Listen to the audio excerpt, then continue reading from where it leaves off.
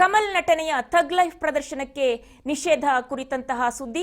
ಥಗ್ life ನಿಷೇಧ ಪ್ರಶ್ನಿಸಿದ್ದ ಕಮಲ್ ಅರ್ಜಿ ವಿಚಾರಣೆಗೆ ಬಂದಿದೆ. ಸುಪ್ರೀಂ ಕೋರ್ಟ್ ದ್ವಿಸದಸ್ಯ ಪೀಠದಲ್ಲಿ ಅರ್ಜಿ ವಿಚಾರಣೆ ಆಗಿರುವಂತದ್ದು. ಅರ್ಜಿ ವಿಚಾರಣೆ ರಾಜ್ಯ ಸರ್ಕಾರಕ್ಕೆ ಸುಪ್ರೀಂ ನೋಟಿಸ್ ನೀಡಿದೆ. ನ್ಯಾಯಮೂರ್ತಿ ಪ್ರಶಾಂತ್ ಕುಮಾರ್ ಮನಮೋಹನ್ ಅವರಿದ್ದ ಪೀಠದಿಂದ ನೋಟಿಸ್ ನೀಡಲಾಗಿದೆ. ಸರ್ಕಾರಕ್ಕೆ ನೋಟಿಸ್ ಅನ್ನ ನೀಡಿ ಜೂನ್ 17ಕ್ಕೆ ವಿಚಾರಣೆಯನ್ನ ಮುಂದೂಡಿಕೆ ಮಾಡಲಾಗಿದೆ. ಥಗ್ ಲೈಫ್ ನಿಷೇಧ ಪ್ರಶ್ನಿಸಿದ್ದ ಕಮಲ್ ಅರ್ಜಿ ವಿಚಾರಣೆ ಸುಪ್ರೀಂ ಕೋರ್ಟ್ ದ್ವಿಸದಸ್ಯ ಪೀಠದಲ್ಲಿ ಅರ್ಜಿ ವಿಚಾರಣೆ ನಡೆದಿದೆ. ಕಮಲ್ ನಟನೆಯ ಥಗ್ ಲೈಫ್ ಪ್ರದರ್ಶನಕ್ಕೆ ಸಂಬಂಧಪಟ್ಟಂತಹ ಅರ್ಜಿ ವಿಚಾರಣೆ ರಾಜ್ಯ ಸರ್ಕಾರಕ್ಕೆ ಸುಪ್ರೀಂ ನೋಟಿಸ್ ಅನ್ನ ನೀಡಿದೆ. ಇವಾಗ ನ್ಯಾಯಮೂರ್ತಿ ಪ್ರಶಾಂತ್ ಕುಮಾರ್ ಮನಮೋಹನ್ ಅವರಿದ್ದಂತಹ ಪೀಠದಿಂದ ದ್ವಿಸದಸ್ಯ ಪೀಠದಿಂದ ನೋಟಿಸ್ ಜಾರಿಯಾಗಿದೆ. ಸರ್ಕಾರಕ್ಕೆ ನೋಟಿಸ್ ನೀಡಿ ಜೂನ್ 17ಕ್ಕೆ ವಿಚಾರಣೆಗೆ ಬರುವಂತೆ ತಿಳಿಸಿದೆ. ಹಿರಿಯ ಚಲನಚಿತ್ರ ನಿರ್ದೇಶಕ ಹಾಗೇನೆ ನಿರ್ಮಾಪಕ ಮಣಿರತ್ನಂ ಮತ್ತು ಸೂಪರ್ ಸ್ಟಾರ್ ಕಮಲ್ ಹಾಸನ್ ಅವರ ಥಗ್ ಲೈಫ್ ಚಿತ್ರ. ಈ ಒಂದು ಚಿತ್ರದ ಮೇಲೆ ಕರ್ನಾಟಕ ಸರ್ಕಾರ ವಿಧಿಸಿರುವಂತಹ ನ್ಯಾಯಾಂಗೇತರ ನಿಷೇಧವನ್ನ ಪ್ರಶ್ನಿಸಿ ಸಲ್ಲಿಸಲಾದ ಅರ್ಜಿ ವಿಚಾರಣೆ ನಡೆಸಿದ ಸುಪ್ರೀಂ ಕೋರ್ಟ್ ಇವತ್ತು ನೋಟಿಸ್ ಅನ್ನ ಜಾರಿ ಮಾಡಿದೆ. ನ್ಯಾಯಮೂರ್ತಿಗಳಾದ ಪ್ರಶಾಂತ್ ಕುಮಾರ್ ಮಿಶ್ರಾ ಮತ್ತು ಮನಮೋಹನ್ ಅವರಿದ್ದ ದ್ವಿಸದಸ್ಯ ಪೀಠ ಈ ವಿಷಯದಲ್ಲಿ ಕರ್ನಾಟಕದ ಮುಖ್ಯ ಕಾರ್ಯದರ್ಶಿ ಹಾಗೇನೆ ಪ್ರಧಾನ ಕಾರ್ಯದರ್ಶಿ ಮತ್ತು ಪೊಲೀಸ್ ಮಹಾನಿರ್ದೇಶಕರ ಪ್ರತಿಕ್ರಿಯೆಗಳನ್ನು ಕೋರಿದೆ. ಮುಂದಿನ ವಿಚಾರಣೆಯನ್ನ ಜೂನ್ 17ಕ್ಕೆ ಮುಂದೂಡಿಕೆ ಮಾಡಿದೆ. ಚಿತ್ರದ ಆಡಿಯೋ ಬಿಡುಗಡೆ ಸಮಾರಂಭದಲ್ಲಿ ಕಮಲ್ ಹಾಸನ್ ತಮಿಳು ಕನ್ನಡದಿಂದ ಹುಟ್ಟಿದೆ ಅಂತ ಹೇಳಿಕೆಯನ್ನ ನೀಡಿದ್ರು. ಶಿವರಾಜ್ ಕುಮಾರ್ ಕೂಡ ಆ ಒಂದು ಸಭೆಯಲ್ಲಿ ಇದ್ರು. ವೇದಿಕೆಯಲ್ಲಿ ನಿಂತು ಶಿವರಾಜ್ ಕುಮಾರ್ ಮುಂದೆನೆ ವೇದಿಕೆಯಲ್ಲಿ ನಿಂತು ಕಮಲ್ ಹಾಸನ್ ಈ ರೀತಿಯಾದಂತಹ ಸ್ಟೇಟ್ಮೆಂಟ್ ಅನ್ನ ಮಾಡಿದ್ರು. ತಮಿಳು ಹಿರಿತನವನ್ನ ಮೆರೆದಿದ್ರು. ಕನ್ನಡ ತಮಿಳಿನಿಂದ ಹುಟ್ಟಿದೆ ಅನ್ನುವ ರೀತಿಯಲ್ಲಿ ಮಾತನಾಡಿದ್ರು. ಅದಕ್ಕೆ ತೀವ್ರ ವಿರೋಧ ವ್ಯಕ್ತವಾಗಿತ್ತು. ಕರ್ನಾಟಕದಾದ್ಯಂತ ವಿರೋಧ ವ್ಯಕ್ತವಾಗಿತ್ತು. ಈ ರೀತಿ ಕಮಲ್ ಹಾಸನ್ ನಡೆಯನ್ನ ನಿರೀಕ್ಷಿಸಿರಲಿಲ್ಲ.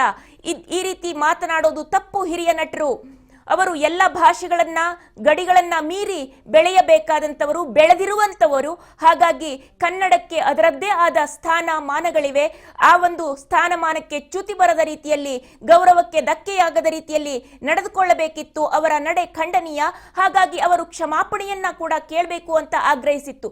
ಆದರೆ ಕಮಲ್ ಹಾಸನ್ ಯಾವುದೇ ಕಾರಣಕ್ಕೂ ತಾನು ಕ್ಷಮಾಪಣೆಯನ್ನ ಕೇಳೋದಿಲ್ಲ ಅಂತ ಮೊಂಡುವಾದವನ್ನ ಮಾಡ್ತಾ ಇದ್ರು.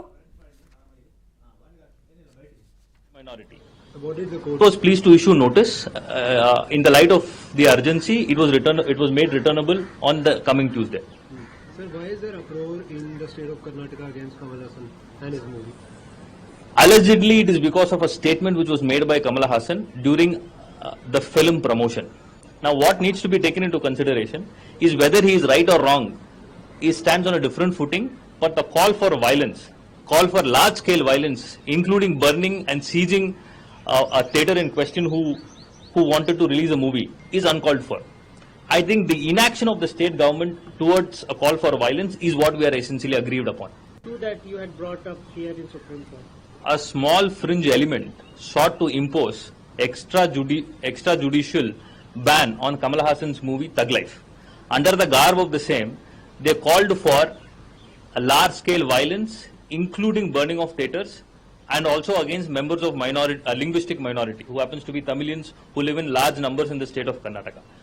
The state of Karnataka did not register an FIR as mandated, did not proceed. In fact, worryingly, the state of Karnataka co-opted the position of the extreme fringe. Now, agreed by the same, we are before the Supreme Court saying that the orders of this court which mandate immediate action has not been complied with, and hence we seek immediate intervention for the protection of the safety of the minority. What is the court? It was pleased to issue notice in the light of the urgency. It was made returnable on the coming Tuesday. Sir, why is there uproar in the state of Karnataka against Kamal Hassan and his movie? Allegedly, it is because of a statement which was made by Kamal Hassan during the film promotion. Now, what needs to be taken into consideration is whether he is right or wrong. ಇದು ಅರ್ಜಿದಾರರ ಪರವಾಗಿ ಅಂದ್ರೆ ಥಗ್ life ಚಿತ್ರತಂಡ ಮತ್ತು ಕಮಲ್ ಹಾಸನ್ ಪರವಾಗಿ ವಾದವನ್ನ ಮಂಡಿಸ್ತಾ ಇರುವಂತಹ ವಕೀಲ A valence ಅವರ ಮಾತುಗಳು. ಅವರು ಹೇಳ್ತಾ ಇರುವಂತದ್ದು, ಸಂವಿಧಾನದ 19(1) ವಿಧಿ ಅಡಿಯಲ್ಲಿ ಖಾತರಿಪಡಿಸಲಾದಂತಹ ವಾಕ್ ಸ್ವಾತಂತ್ರ್ಯ ಮತ್ತು ಅಭಿವ್ಯಕ್ತಿ ಸ್ವಾತಂತ್ರ್ಯದ ಮೇಲಿನ ಆ ಒಂದು ನಿರ್ಬಂಧ ಅಸಂವಿಧಾನಿಕ ಕ್ರಮ, ಅದು ಸರಿಯಲ್ಲ ಅಂತ ಹೇಳಿ ಅವರು ಹೇಳ್ತಾ ಇದ್ದಾರೆ. ಜೊತೆಗೆ ಭಾಷಾ ಅಲ್ಪಸಂಖ್ಯಾತರ ಮೇಲೆ ದಾಳಿ ಮಾಡ್ತಾ ಇದ್ದಾರೆ, ಚಿತ್ರಮಂದಿರವನ್ನ ಸುಟ್ಟು ಹಾಕುವಂತೆ ಕರೆ ನೀಡಿದ್ದು ಉಗ್ರಗಾಮಿ ಅಂಶಗಳಿಗೆ ಕರ್ನಾಟಕ ಸರ್ಕಾರ ಸಂಪೂರ್ಣವಾಗಿ ಶರಣಾಗಿದೆ ಅಂತ ಹೇಳಿ ವೇಲನ್ ವಾದವನ್ನ ಮಾಡ್ತಾ ಇದ್ದಾರೆ. ಮತ್ತು ಅದೇ ರೀತಿಯ ಹೇಳಿಕೆಯನ್ನ ಇಲ್ಲಿ ಕೂಡ ಕೊಟ್ಟಿದ್ದನ್ನ ತಾವು ಕೂಡ ಗಮನಿಸಿದ್ರಿ. ಟೈರ್ಗೆ ಬೆಂಕಿಯನ್ನ ಹಚ್ಚುವಂಥದ್ದು, ಥಿಯೇಟರ್ನ ಮೇಲೆ ದಾಳಿ ಮಾಡುವಂಥದ್ದು, ಇದೆಲ್ಲವೂ ಉಗ್ರಗಾಮಿ ಚಟುವಟಿಕೆಗಳಿಗೆ ಸಮವಾಗಿದ್ದು ಮತ್ತು ತಮಿಳು ಮಾತನಾಡುವವರು ಸಾಕಷ್ಟು ಸಂಖ್ಯೆಯಲ್ಲಿ ಇದ್ರೂ ಕೂಡ ತಮಿಳು ಭಾಷಾ ಅಲ್ಪಸಂಖ್ಯಾತರು ಅನ್ನುವ ರೀತಿಯಲ್ಲಿ ಅವರು ಹೇಳಿದ್ದಾರೆ. ಅವರ ವಾದವನ್ನ ಅವರು ಮಂಡಿಸ್ತಾ ಇದ್ದಾರೆ. ಥಗ್ ಲೈಫ್ ಚಿತ್ರತಂಡದ ಪರವಾಗಿ ವಾದವನ್ನ ಮಂಡಿಸಿದಂತಹ ವಕೀಲ ಎ ವೇಲನ್. ಇವತ್ತು ವಿಚಾರಣೆ ಇತ್ತು, ಇನ್ನು 17ಕ್ಕೆ ಮುಂದೂಡಿಕೆ ಮಾಡಿದೆ ಕೋರ್ಟು. ಪ್ರಶಾಂತ್ ಕುಮಾರ್ ಮಿಶ್ರಾ ಮತ್ತು ಮನಮೋಹನ್ ಅವರಿದ್ದಂತಹ ಪೀಠ ಕರ್ನಾಟಕದ ಮುಖ್ಯ ಕಾರ್ಯದರ್ಶಿ, ಪ್ರಧಾನ ಕಾರ್ಯದರ್ಶಿ ಮತ್ತು ಪೊಲೀಸ್ ಮಹಾನಿರ್ದೇಶಕರ ಪ್ರತಿಕ್ರಿಯೆಗಳನ್ನ ಕೋರಿದೆ ಕೋರ್ಟ್. ಮುಂದಿನ ವಿಚಾರಣೆಯನ್ನ ಮಂಗಳವಾರಕ್ಕೆ ಮುಂದೂಡಿದೆ. ಮಂಗಳವಾರ ಅಂದ್ರೆ ಜೂನ್ 17ಕ್ಕೆ ಮುಂದೂಡಿಕೆ ಮಾಡಲಾಗಿದೆ.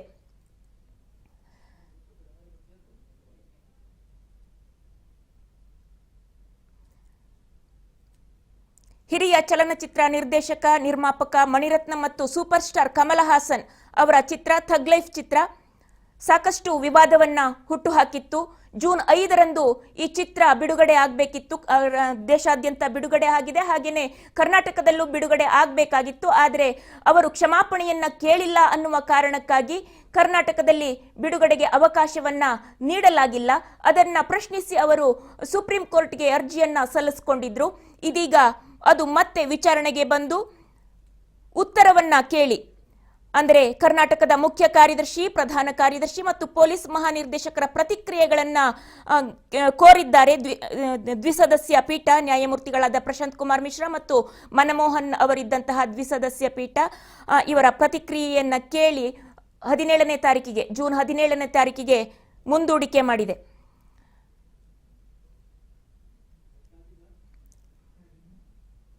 ಒಂದು ರೀತಿಯಲ್ಲಿ ನಿಷೇಧ ಹೇರದಾಗೆ ಆಗಿತ್ತು ಥಗ್ ಲೈಫ್ ಚಿತ್ರಕ್ಕೆ. ಹಾಗಾಗಿ ನ್ಯಾಯಾಂಗೇತರವಾದ ನಿಷೇಧವನ್ನ ಪ್ರಶ್ನಿಸಿ ಅವರು ಅರ್ಜಿಯನ್ನ ಸಲ್ಲಿಸಿದ್ರು. ಆ ಅರ್ಜಿಯನ್ನ ವಿಚಾರಣೆ ನಡೆಸಿದಂತಹ ಸುಪ್ರೀಂ ಕೋರ್ಟ್ ಜೂನ್ 17ಕ್ಕೆ ಮುಂದೂಡಿಕೆ ಮಾಡಿದೆ. ಇದು ನಿಮ್ಗೆಲ್ರಿಗೂ ಗೊತ್ತಿರೋ ಹಾಗೆ ಥಗ್ ಲೈಫ್ ಚಿತ್ರತಂಡದ ಆಡಿಯೋ ಬಿಡುಗಡೆ ಸಮಾರಂಭದಲ್ಲಿ ಏನು ವಿವಾದ ಹುಟ್ಟುಕೊಂಡಿತ್ತು ಕಮಲ್ ಹಾಸನ್ ಅವರ ಮಾತುಗಳಿಂದಾಗಿ, ಅದಕ್ಕೆ ಸಂಬಂಧಪಟ್ಟಂತೆ ಕೋರ್ಟ್ಗೆ ಅರ್ಜಿಯನ್ನ ಸಲ್ಲಿಸಲಾಗಿತ್ತು. ಇಲ್ಲಿ ಬಿಡುಗಡೆಗೆ ಅವಕಾಶವನ್ನ ಕೊಡಬಾರದು ಅಂತ ಹೇಳಿ. ಹಾಗೆ ಕರ್ನಾಟಕದಲ್ಲಿ 5ನೇ ತಾರೀಕಂದು ಬಿಡುಗಡೆಗೆ ಅವಕಾಶವನ್ನ ಕೊಟ್ಟಿರಲಿಲ್ಲ. ಅದನ್ನ ಪ್ರಶ್ನಿಸಿ ಚಿತ್ರತಂಡ ಸುಪ್ರೀಂ ಕೋರ್ಟ್ಗೆ ಮೊರೆ ಹೋಗಿತ್ತು. ಇದೀಗ ಸುಪ್ರೀಂ ಕೋರ್ಟ್ ವಿಚಾರಣೆಯನ್ನ ನಡೆಸಿ ಕರ್ನಾಟಕದ ಮುಖ್ಯ ಕಾರ್ಯದರ್ಶಿ, ಪ್ರಧಾನ ಕಾರ್ಯದರ್ಶಿ ಹಾಗೇನೆ ಪೊಲೀಸ್ ಮಹಾನಿರ್ದೇಶಕ